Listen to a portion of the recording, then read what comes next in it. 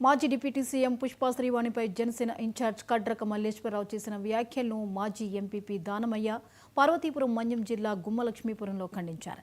గిరిజన ప్రాంతానికి పెద్దపీట వేసేలా పుష్ప శ్రీవాణి ఎల్లవేళలా కృషి చేస్తూనే ఉంటారని దానమయ్య బదులిచ్చారు.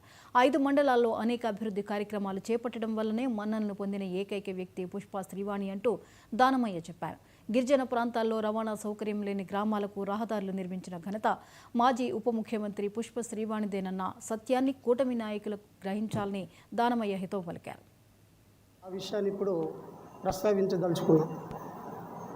ఆయన మాట్లాడిన మాటల్లో ముందుగా అభివృద్ధి కోసం మాట్లాడారు. అభివృద్ధి అంటే ఏమిటో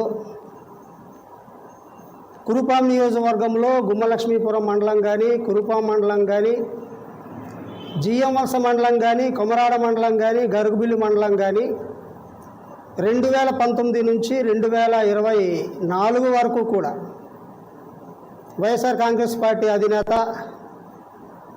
మాజీ ముఖ్యమంత్రి వర్యులు శ్రీ వైఎస్ జగన్మోహన్ రెడ్డి గారి హయాంలో మా గిరిజన ఆడపడుచు ప్రియమైనటువంటి నాయకురాలు పుష్ప శ్రీవాణి గారు ఎంత అభివృద్ధి